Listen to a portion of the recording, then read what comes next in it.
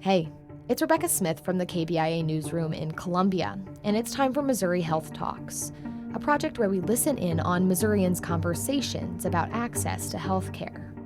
This week we hear from Janelle Williams and JoAnne Marietta with Audrain County Crisis Intervention Services, a nonprofit that provides resources to people in domestic and sexual violence situations. They spoke about some of the challenges their undocumented immigrant clients face when pursuing legal action against abusive partners. Here's JoAnne.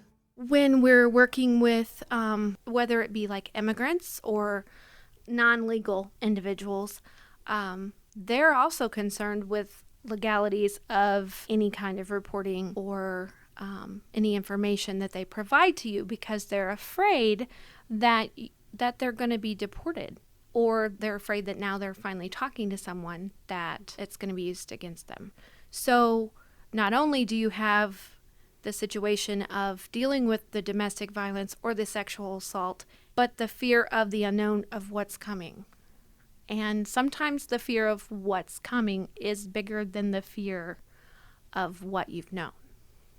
And that reminds me when you said the fear of the deportation and things like that, and what kind of threats would an immigrant face that would make that fear a very real fear to them, that deportation would be a option, or could be what's going to happen to them if they contacted law enforcement about abuse, if they tried to press charges against their abuser. What makes that a real fear to them?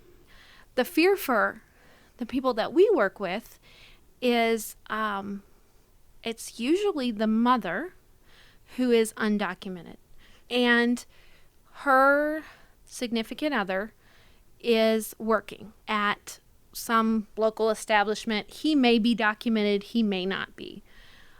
They have children in the United States. Their children are citizens. So if she reports what's going on and her husband is a documented citizen, then she can be deported.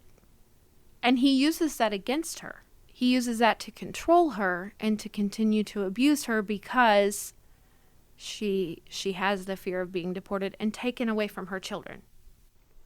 Well, and I could see a lot of people, when you say that, will say, well, then she just needs to get herself legal. She needs to go through the process. Why is that not always an option? Well,